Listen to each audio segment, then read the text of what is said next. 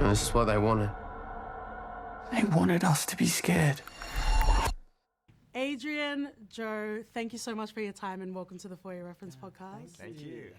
Before we get into all of the shock and horror, I guess I want to say, first off, congratulations on all the accolades of the film. Oh, thank you. But happy Sydney Film Festival. Oh, happy Sydney and Film happy Festival. Pride Month. Happy Pride Month, yes. Yes. Yeah. We need a yassification. We had the Yassification, yassification inside of Babadook, and then Yeah, I was maybe gonna, we'll I get was that. saying that I was like, because obviously Causeway did thing. I was like to Adrian, Did the Babadook. are they aware that the Babadook is a queer icon? Oh, Yeah. Yeah, they are. Yeah, they are they aware. know. Okay. With the right. top hat and everything. Top hat and everything.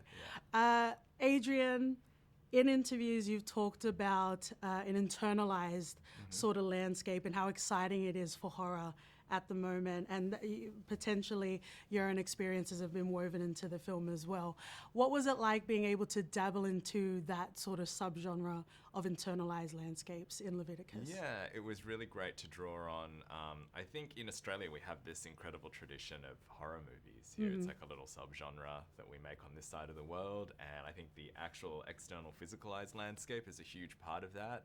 And what I've noticed a lot of great horror filmmakers in Australia do is they take that landscape and they explore an internalized psychological landscape as part of that. So yeah, that's been really fun to work with and to bring something personal to it as well. You know, in terms of the queer experience. Yeah. Absolutely. And Joe, you do have young roles that you take on, but they are layered and they are very heavy, and I hope you have a debrief as well.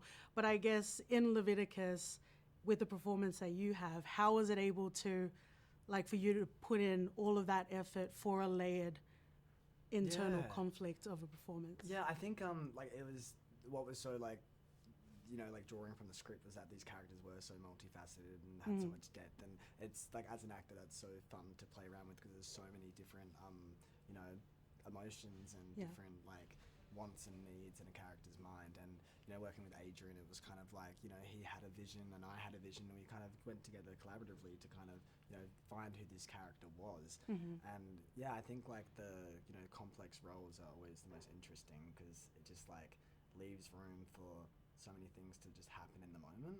Yeah. And yeah, I just had really fun filming with everyone because everyone was just so, you know, vulnerable and open with each other that it just created that sense of relaxation and comfortability to be able to, you know, go into those like deep, dark emotional states, without, you know, it leading to anything like negative, you know? Yeah. And also, like, you're being held and you know that it's a safe space to explore Yeah. the really heavy sort of stuff, and you can and pull you know, you we out had as an well. intimacy coordinator, Amy Cater, and you know, I think a lot of people think that intimacy coordinators are kind of just there for like kind of sex scenes and stuff like that, but it's also, you know, there to like, they were there to like, you know, make sure that we were okay during these scenes, and you know, they noticed that, you know, we weren't like, you know, just, oh, you know, we might need to just pause for 5 minutes before we resume, and you know, things like that, just checking in. And yeah, I mean, everyone was just so supportive. No one was there to push anyone past what they could not do. Like the scene where Nicholas Hope has the lighter out and he's performing the ritual and the boys are writhing around on the floor. So we had Amy, our intimacy coordinator, that day just in case anyone was kind of triggered by the sort of stuff that they were seeing happening on that day. So yeah. And I guess that's part of it, right? Because that's when you get the good stuff. Right. But I guess for you, Adrian, is it a good thing when it gets too close? Do you need to make sure that you keep something for yourself, or is it letting it all out on the page and screen? Yeah, that's a really good question. I mean, I kind of let as much out as possible, but I want to make sure it's safe for me and for everybody I'm working with as well. So yeah, it's a good question. I try and get a balance with that.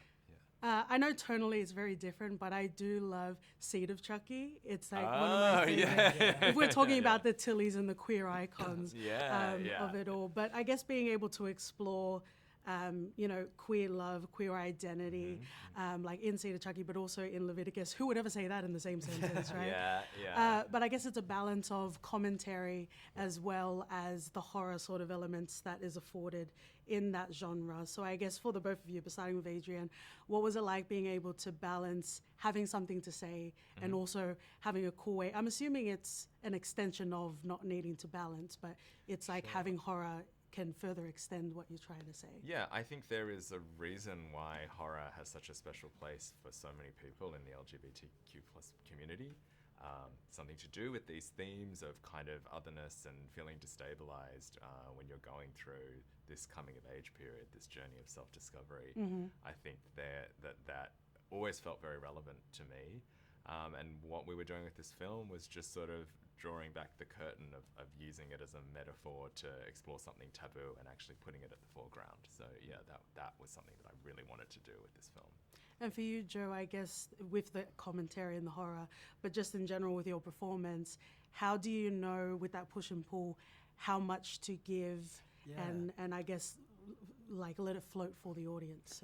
So I think, you know, a big part of kind of, you know, when you're like, I guess acting in a scene is kind of, you know, letting everything go and trusting that, you know, everything that you've done in the previous, like, you know, in the past is just already there. And I think as well, it's just, I spoke with Adrian and making sure to kind of like, you know, because this kid is vulnerable, but he also has a guard up, and it's just like about allowing, you know, that vulnerability to show, but also having that guard still be up, which is like, you know, quite a like intersectional kind of point. I don't know, it's just like they're really, like fear and desire are cool emotions to mix, because like on paper, I guess they wouldn't go together. But, you know, I feel like it is such a, you know, complex human emotion that people do feel, but it doesn't really have a name for it per se. Like, I mean, yearning, I guess, but in a sense, I don't know, but I think, it's just like the way that the script was written and, you know, the chemistry that I built with Stacey is like all those emotions will kind of come naturally because you kind of set everything up beforehand so that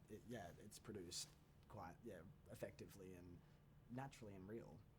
Yeah, I think it's like it's very feeling. It's not mechanics. It's like, let me show you how much I want you, like exactly. As opposed to being able to write that. And shout out to Stacey as well as everyone involved in the film. I guess what was it like in the media screening watching it? I was like, oh, this is rough. I know it's young men, but I was like, can we love? Like, can we hold each other? But I guess that's part of that, like, sort of release as well. So I guess how was it traversing, I guess, adolescence and, you know, young men and being able to explore each other, Joe, with Stacey? I mean, like, you know, as a young man myself, I guess, like, you know, I draw from, like, I mean, yeah, speaking with Adrian as well in his, like, teenage life and just, like, kind of talking with each other and just, like, you know, it's like I'm going through the same things that, you know, Adrian would have gone through when he was a teenager in just terms of life, you know, like friends and relationships and whatnot. And I think that, Joe asks everyone their deepest, darkest secret within minutes of meetings. So, you know. I don't know, just like, because I just feel like, it was just kind of like forming bonds with everyone to create that. I think that's called trauma bonding, and that can be delicious. And we just trauma bonded in there. So. We sure did. We want to act like my heart's not racing right now. As a part of Sundance, Adrian, you mentioned how there was a scene about the explanation of Leviticus, and pardon the pun, how it felt a bit preachy.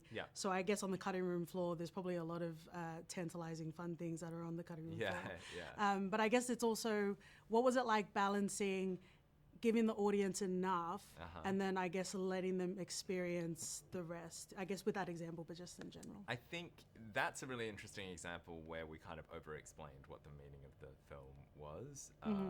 But I think for me, the real magic of any film is when you sort of use these images and sounds that we've put so much work and so much love into, and you use them more as a prompt to kind of get the audience thinking about all these other ideas that you can't actually see and hear.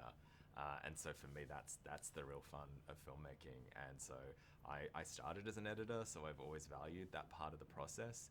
And when I sat down with our editor, Nick Fenton, we'd really thought about what does the audience need to actually see and hear. And sometimes you can show things to the audience, but you're actually over-explaining. Even though no one's talking, you're actually just over-explaining by showing too much. So like less is more.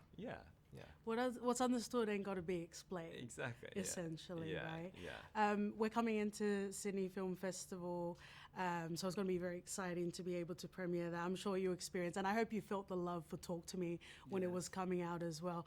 How are you feeling about the screenings. I think it's tomorrow, right? It's tomorrow night. Yeah. So how are you both feeling?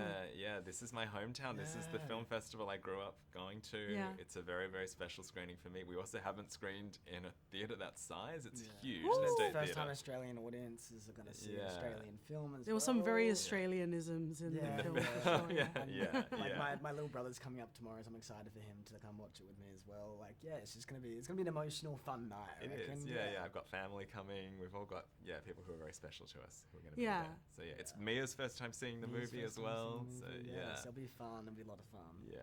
It was very healing. It was a lot of fun. It was very exhilarating as well. And I want to thank you both so much for your time and wrap up with our final question. We finish off our reviews with a recommendation. So what would you pair with Leviticus as a double feature? Ooh, okay. Double feature. What do you think? In a way, it's like I want to pick like a film that's so the opposite. You know what I Sometimes mean? people do like That's what I a think. contrast or like a same sort of theme. It's up to you. I would pair it with a very old but favorite film of mine. There's an old Japanese movie called Onibaba, which is which is the one with the mask. If people know that iconic image, but that was one of the first horror movies I saw that kind of mixed the themes of like desire and jealousy into like this kind of terrifying story that emerged out of what was going on between the characters. I think I'd pick Stoker because he wouldn't want a Mia Wasikowska double feature. You know what I mean? Yeah, Like that's yeah. what I want. And also I just love that. And I feel like it has that sort of like weird vibe. Creepy, teenagey like Yeah, type yeah. vibe. And also two Australian actors in it, Nicole Kidman, as well. So it's like I know I'd say Nicole that. Kidman playing a scary mum. Exactly. We're in for a good time, I think. We are. Adrian and Joe, thank you so much Thank you for your so time. Thank you.